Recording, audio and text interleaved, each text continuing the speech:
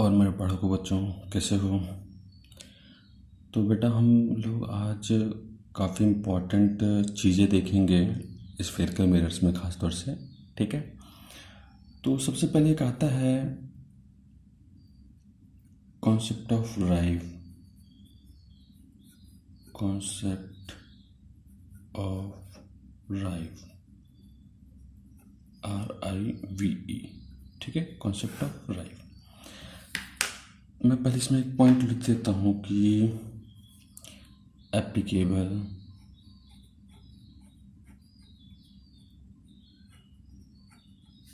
Only for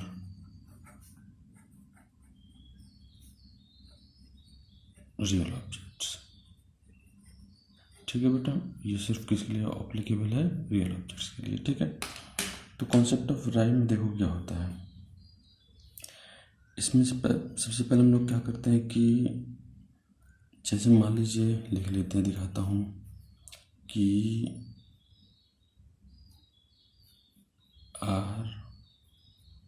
RIVE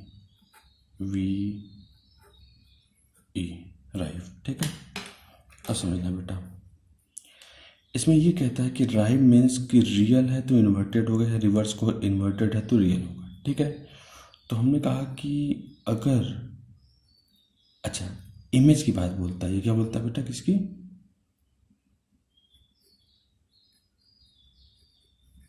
image will B. Image कैसा होगा? राइव के हिसाब से। मतलब अगर रियल है तो इन्वर्टेड होगा। ठीक है बेटा, और अगर वर्चुअल है तो इरेक्ट होगा। ये रिवर्स बोलते सकते हो इसका क्या, कि अगर इन्वर्टेड है तो रियल होगा, और अगर इरेक्ट है तो वर्चुअल होगा। अच्छा, अब इन्वर्टेड है कि इरेक्ट है ये कैसे पता चलेगा? मैग्नीफिकेशन से। आपको याद होगा, मैग्नीफिकेशन में अगर पॉजिटिव आया तो मीन्स इरेक्ट है, और मैग्नीफिकेशन अगर नेगेटिव आया मीन्स इन्वर्टेड है। तो सिर्फ आप मैग्नीफिकेशन के साइन को देख के बता सकते हैं कि इमेज विल बी रियल और वर्चुअल। क्लियर बेटा?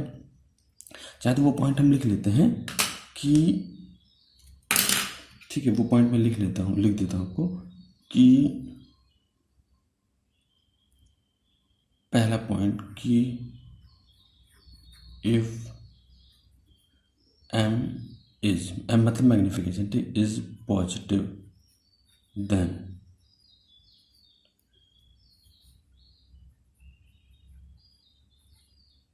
image will be, if m is positive मतलब erect means image will be virtual। अच्छा, मैं यहाँ पे लिख दे रहा हूँ ये चीज़ किसके लिए है? Only for real object. ये क्लियर है ना बेटा? किसके लिए?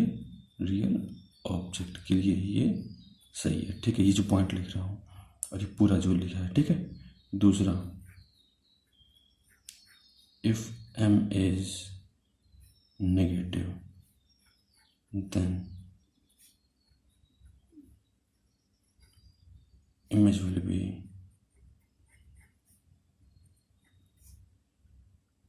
be real। ठीक बेटा, अब इसी में देख लेते हैं कि रियल ऑब्जेक्ट के लिए तो हमने देख लिया बेटा। ठीक है, अब मान लो कि ऑब्जेक्ट वर्चुअल हो जाए, उस केस में क्या करेंगे? तो उसको मैं अलग से उसको भी लिख देता हूँ कि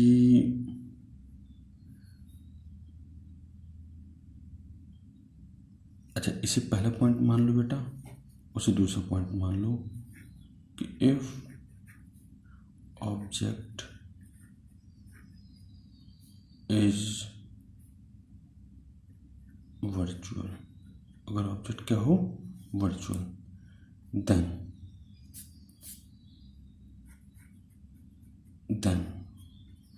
आपको क्या करना है बेटा? मैं रेड पॉइंट से लिख दे रहा हूँ। ठीक है, देन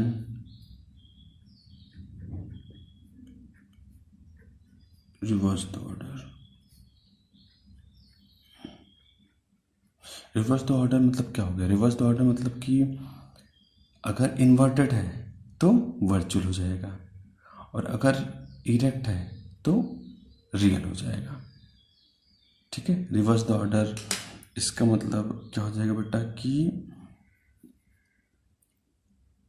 इसका मतलब मैं फिर से वहीं राइट लिख देता हूँ फिर से, लेकिन ध्यान देना इस बार बेटा कि राइट फिर से मैं लिख दे रहा हूँ।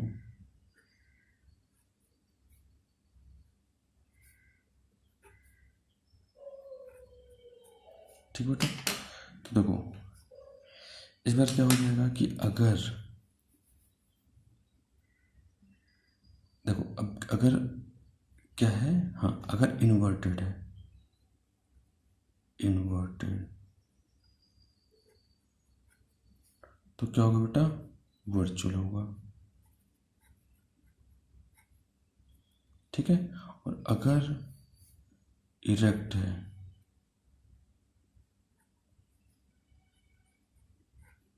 तो क्या हो जाएगा? रियल।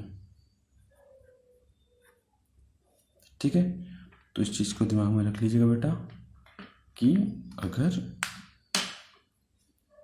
मतलब अगर ऑब्जेक्ट वर्चुअल है तो उल्टा कर दीजिए, इस वाले कौन मतलब इस वाले कॉन्सेप्ट का उल्टा कर दीजिए। ठीक है बेटा, मतलब ऐसे कर लीजिए। समझ में आ रहा है बेटा? ठीक है, अब एक बहुत ही दूसरा इम्पॉर्टेंट पॉइंट देखते हैं बेटा। ठीक है, इसमें कि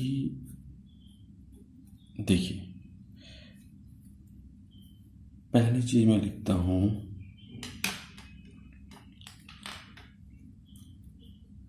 light follows the laws of reversibility।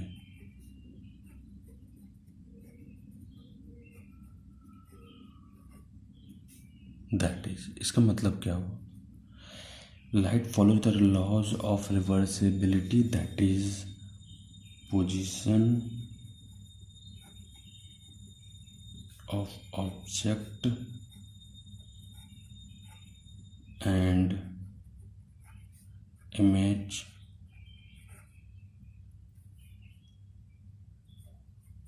can be interchanged।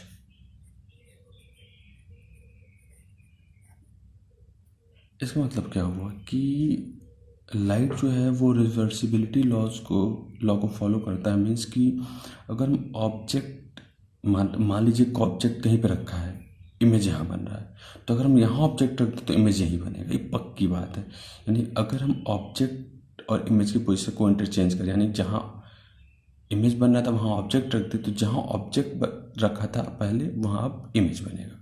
ठीक है बेटा, फिर सेकेंड पॉइंट देखते हैं, इस चीज़ को दिमाग में रखिएगा। ठीक है, और मैं अभी दिखाऊंगा अभी आपको। ठीक है, दूसरा कि जो मैग्निफिकेशन होता है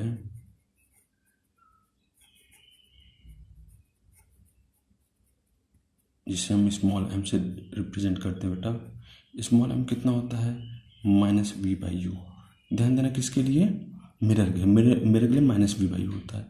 तो अगर हम मॉड ऑफ m देखें, मॉड ऑफ m मतलब मैग्निफिकेशन का सिर्फ मॉड, तो सिर्फ v/u होता है, जहाँ पे v क्या होता है? Image distance, image distance by object distance.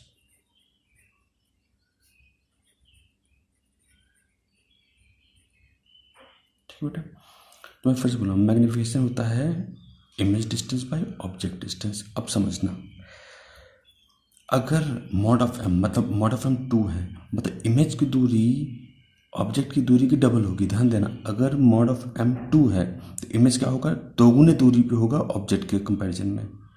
अगर m हाफ है तो आधी दूरी पे होगा। अगर m 3 है तो 3 गुनी दूरी पे होगा। कौन? इमेज। ठीक है, यानी अगर इमेज ऑब्जेक्ट के रिस्पेक्ट में दूर बन रहा है तो m पक्की बात है 1 से ज़्यादा होगा। 1 से ज़्यादा मतलब मैग्नीफाइड इमेज बन रहा होगा। और अगर ऑब्जेक्ट की दूरी ज़्यादा और इमेज पास बन रहा है तो इसका मतलब m की वैल्यू लेस देन 1 होगा, यानी कि डिमिनिश्ड इमेज बन रहा होगा। ठीक है, इस चीज़ को दिमाग में रखिएगा बेटा। अब जो एक इम्पॉर्टेंट चीज़ है उसे मैं आपको दिखा रहा हूँ। ठीक है, ध्यान देना। हमने कहा ये मान लीजिए बेटा प्रिंसिपल एक्सिस है, ये प्रिंसिपल एक्सिस, ठीक है। और ये हमने कहा कॉनकेव मिरर, ये हम कॉनकेव मिरर लेके चल रहे हैं बेटा। ठीक है, और मान लो मैंने कहा ये पोल है बेटा, यहाँ कहीं पे फोकस होता और यहाँ पे उसका सेंटर ऑफ कर्वेचर। ठीक है, मैं मान ले रहा हूँ कि यहाँ पे इनफाइनाइट है, मतलब बहुत दूर को इनफाइनाइट मान लेते हैं। अच्छा, इधर बहुत दूर को इनफाइनाइट मानो तो इधर भी बहुत दूर को ये भी इनफाइनाइट मानो, और मानो कि ये इनफाइनाइट और ये इनफाइनाइट आपस में मिले हुए हैं। मतलब समझना, ये बहुत दूर और ये बहुत दूर आपस में, मतलब समझना आपस में मान लीजिए मिले हुए हैं बहुत दूर। ठीक है, तो अब देखते हैं, ध्यान देना। मैं ऑब्जेक्ट को ब्लू पेन से दिखाऊंगा, इमेज को उसके रेड पेन से। मान लो मैंने कहा बेटा, अच्छा एक चीज़ और,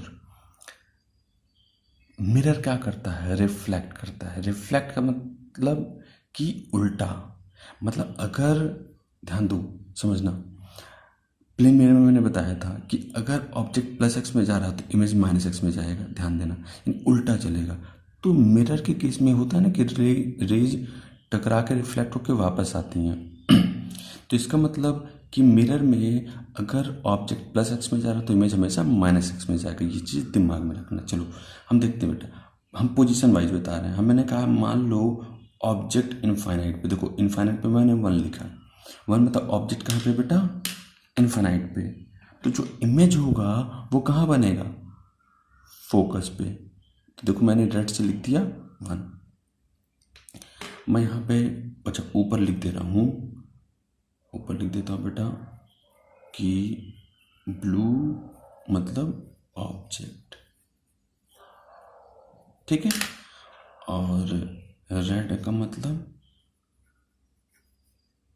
इमेज। ठीक है बेटा, चलो देखो, ऑब्जेक्ट अगर इनफाइनाइट पे है तो इमेज कहाँ बनेगा, फोकस पे। अच्छा ध्यान दो, ऑब्जेक्ट बहुत दूर है, इमेज बहुत पास बन रहा है। तो इस वाली चीज़ से हमें समझ में आ रहा है कि मैग्नीफिकेशन कितना होगा, लगभग 0, क्योंकि बहुत पास हो रहा है ना। मतलब आप कहते हैं कि इमेज डिस्टेंस f के बराबर, ऑब्जेक्ट डिस्टेंस इन्फिनाइट, तो समथिंग बाय इन्फिनाइट क्या हो गया, approximately equal to 0, tends to 0। ठीक है, चलो दूसरा केस हम कहें कि अगर अब इसको इधर लेके आते, ध्यान देना हम इसको इधर लेके चल रहे हैं प्लस एक्स की तरफ, तो ऑब्जेक्ट कहाँ है, इन्फिनाइट और c के बीच में। ऑब्जेक्ट की पोजीशन मैं 2 लिखता हूँ। ठीक है, तो अच्छा एक और चीज़, तो रेज अगर टकरा के रियल में इधर आ रहे हैं तो इधर जितने भी इमेज बनेगा वो रियल बनेगा। तो जब इन्फाइनाइट पे ऑब्जेक्ट रखे थे तो इमेज फोकस पे बन रहा था, रियल बन रहा था। अच्छा ध्यान देना, ऑब्जेक्ट ऊपर बना रहे, इमेज नीचे बना रहे, तो इसका मतलब इन्वर्टेड है। सेम साइड बनाते तो मतलब इरेक्ट बनता। ठीक है, तो ऑब्जेक्ट यहाँ, तो इमेज कहाँ होगा, देखो ऑब्जेक्ट अगर इधर जा रहा है तो इमेज इधर भागेगा, यानी इमेज अब कहाँ बनेगा, फोकस और सेंटर ऑफ कर्वेचर के बीच में। ये मैं 2 लिख रहा हूँ। ध्यान देना, इस बार भी ऑब्जेक्ट ज़्यादा दूर है, इमेज कम दूर है, इसका मतलब डिमिनिश्ड यानी छोटा इमेज बनेगा। और रियल क्योंकि सेम साइड बन रहा है तो रियल बनेगा, और इन्वर्टेड याद है ना, राइट से रियल है तो इन्वर्टेड, या उल्टा बोलो इन्वर्टेड है तो रियल बनेगा। ठीक है, चलो अब तीसरा पोजीशन लेते हैं बेटा कि मान लो सेंटर ऑफ कर्वेचर पे ऑब्जेक्ट है, कहाँ पे है, सेंटर ऑफ कर्वेचर पे, तो इमेज कहाँ बनेगा, सेंटर ऑफ कर्वेचर पे ही बनेगा। अच्छा इस बार देखो object distance image distance same है, तो सेम साइज का बनेगा, इन्वर्टेड बनेगा, मैंने उल्टा लिखा है। ठीक है, अब चलो चौथा मैं मान रहा हूँ कि ऑब्जेक्ट जो है वो सेंटर ऑफ कर्वेचर और फोकस के बीच में है, चौथा ये। तो इमेज कहाँ बनेगा इस बार, अब देखो अब ऑब्जेक्ट इधर लगे तो इमेज इधर भागेगा, यानी इमेज इस बार इधर बनेगा।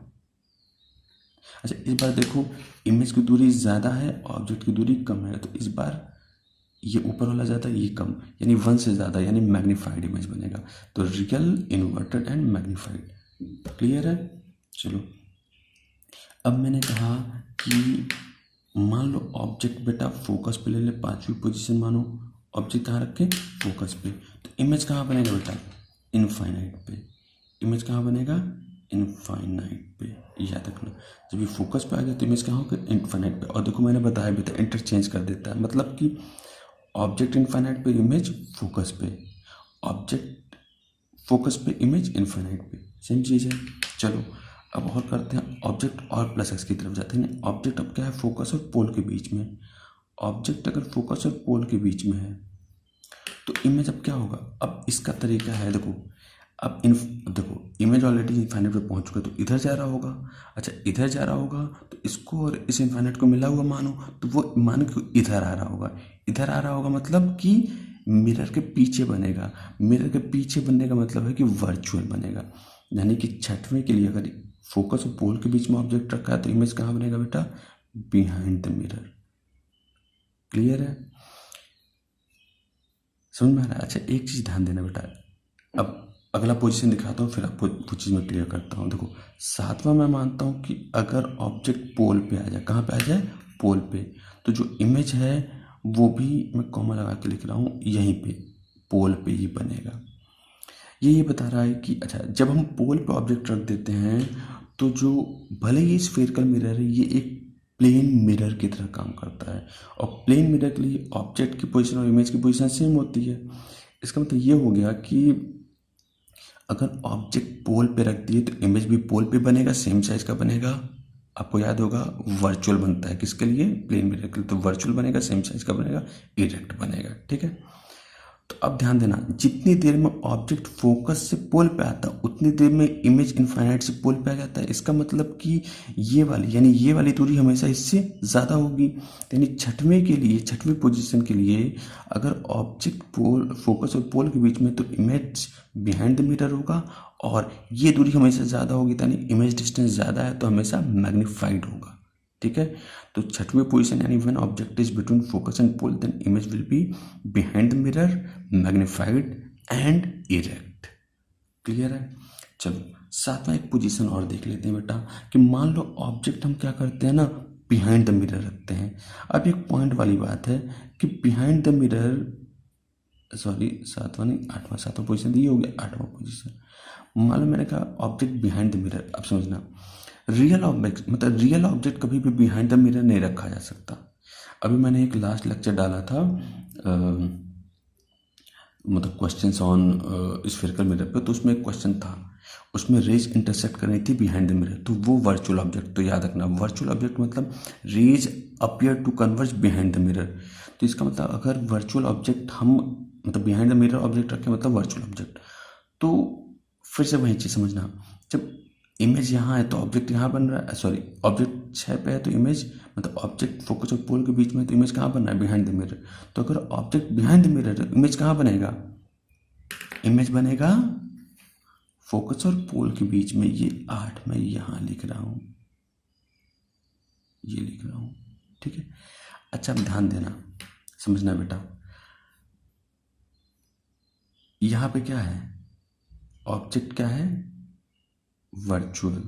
ऑब्जेक्ट अगर वर्चुअल है तो इमेज कहाँ बनना है? इसके बीच में। तो अब सोचिए बेटा, जब यहाँ ऑब्जेक्ट था, अच्छा ऑब्जेक्ट इस साइड मतलब रेज आएंगी अपीयर टू कन्वर्ज और टकरा के इसके बीच में कहीं एक्चुअल में कन्वर्ज होंगी।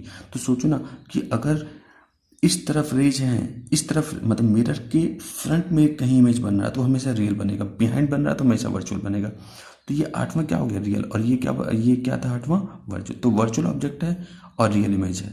तो राइव वाले कॉन्सेप्ट, जब वर्चुअल, मैं राइव वाला कॉन्सेप्ट अभी बताया था ना, कि अगर वर्चुअल ऑब्जेक्ट है तो उल्टा कर दीजिए, RIVE। तो अगर वर्चुअल है तो इन्वर्टेड होगा, सॉरी रियल इमेज है तो इरेक्ट होगा। ठीक है, यानी यहाँ पे रियल इमेज बन रहा है इसलिए ये इरेक्ट होगा, इसलिए मैंने सेम साइड बनाया। ठीक है, क्लियर है बेटा? तो फिर से बोल रहा हूँ, ऑब्जेक्ट जैसे जैसे यहाँ चल रहा है इमेज वैसे वैसे इधर जा रहा है, इनफाइनाइट पर पहुंच जा रहा है, फिर पीछे से आके यहाँ पे आ जा रहा है। ठीक है, क्लियर रहेगा बेटा ये? ठीक है, तो देखो थोड़ा समझने में इसे दिक्कत हो बेटा, आराम से पॉज कर करके देखना, समझना, एक एक पॉइंट क्लियर देखना इसे। ठीक है ना बेटा? ओके। तो अभी हमने बेटा ये पॉइंट समझा।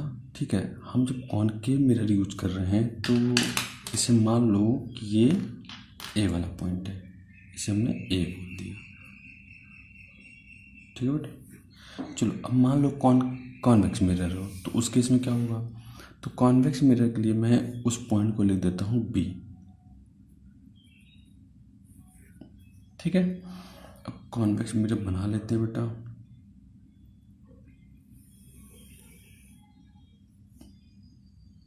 कॉन्वेक्स मिरर,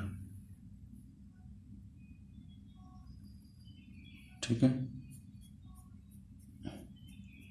ध्यान देना कॉन्वेक्स मिरर है तो रेज इधर से आ रही होंगी, ये क्लियर रहेगा, रियल में रेज इधर से आ रही होंगी। ठीक है, ये पोल होगा बेटा, इसका जो फोकस होगा वो यहाँ कहीं पे होगा और इसका जो सेंटर ऑफ कर्वेचर होगा वो यहाँ कहीं पे होगा। ठीक है, अब समझना, इसके लिए फिर से इसके लिए वही रियल में ऑब्जेक्ट लेते हैं। तो रियल ऑब्जेक्ट क्या होता है? यहाँ पे होता है ऑब्जेक्ट, हम यहाँ लेते हैं। अब ध्यान देना, मैं कहूँ ना कि लगभग ये और ये चीज़ें, ध्यान देना, ये और ये चीज़ें लगभग एग्जैक्टली कह लीजिए कि मतलब इंटरचेंज कर सकते हैं। जैसे मैंने कहा, अब देखो मैंने कहा, अगर ऐसे सोचो, मैंने कहा कि अगर ऑब्जेक्ट, देखो ब्लू वाला था, ऑब्जेक्ट अगर 6 है यहाँ पे है तो इमेज कहाँ बन रहा था? 6 पे, यहाँ पे। तो अगर यहाँ ऑब्जेक्ट रखते तो इमेज कहाँ बनता? यहाँ ही बनता। तो इसी चीज़ को अब देखो, अगर ये कॉनकेव मिरर है, इसके लिए यहाँ पे है और ये यहाँ बन रहा है, तो सेम चीज़ कॉन्वेक्स हो या कॉनकेव हो, इंटरचेंज कर दीजिए, कोई दिक्कत नहीं होगी। यानी अगर यहाँ पे ऑब्जेक्ट है तो इमेज कहाँ बनेगा बेटा? पोल और फोकस के बीच में। और ध्यान देना, इरेक्ट ही बनेगा क्योंकि वर्चुअल रियल ऑब्जेक्ट है, वर्चुअल इमेज बन रहा है तो इरेक्ट। इस बार देखो, इस बार क्या है? बिहाइंड द मिरर बन रहा है तो वर्चुअल बनेगा। ठीक है, और इरेक्ट। अच्छा एक और चीज़ देखो, object in front of mirror, mirror के फ्रंट में रियल ऑब्जेक्ट कहीं भी हो तो इमेज हम ऑलवेज पोल और फोकस के बीच में बनेगा। क्योंकि इसको देखो, ऑब्जेक्ट इसके बीच में हो तो इमेज कहीं भी हो सकता है, तो ऑब्जेक्ट यहाँ कहीं हो, यानी ध्यान देना, उभरे वाले की तरफ कहीं, उभरे वाले की तरफ कहीं ऑब्जेक्ट, इमेज भी यहीं बनेगा।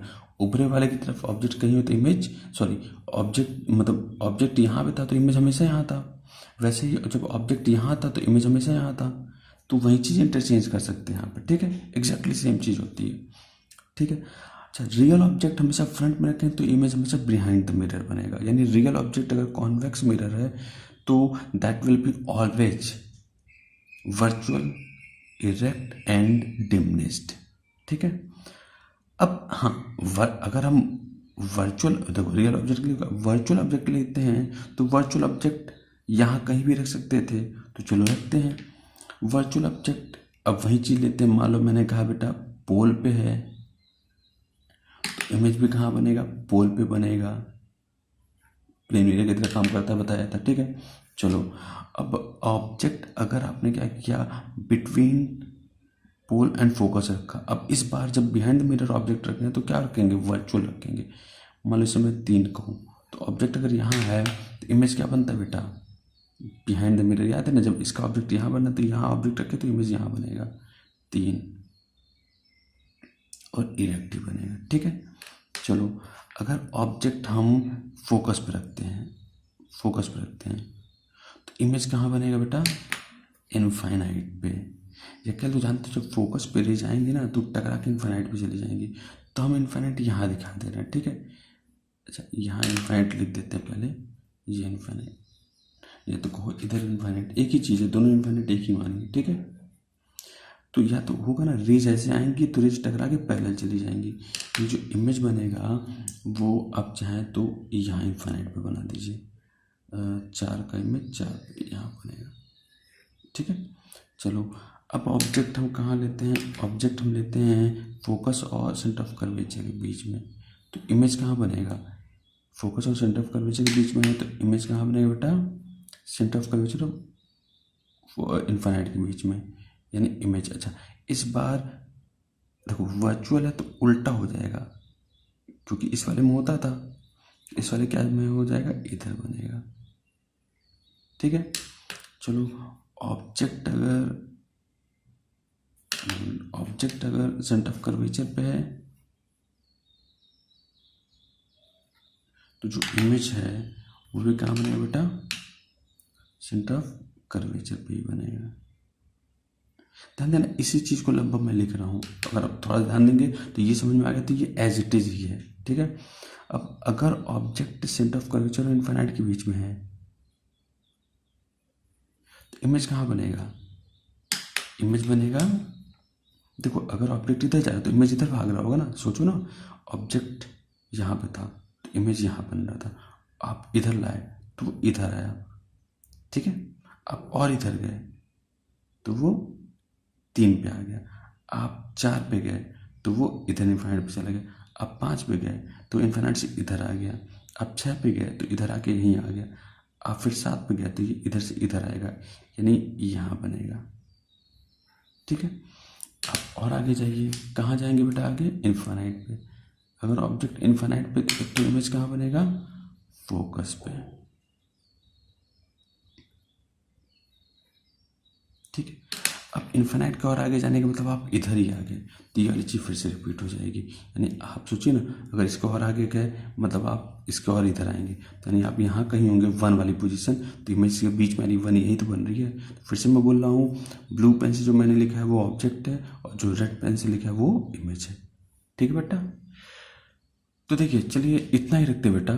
ठीक है, इस क्लास में मतलब ये थोड़ा समझने वाला पॉइंट था। अगली क्लास में मैं कई सारे ट्रिक्स दूंगा, मतलब मिरर्स में स्फीयर करने में बहुत सारे ट्रिक बनते हैं, वो मैं अगली क्लास में दूंगा। ठीक है, तो इसे थोड़ा ध्यान से देखिएगा, समझिएगा। ठीक है, और अच्छे से करिएगा। ठीक है बेटा, चलिए तो इतना ही रखते हैं। Okay, thank you, bye bye.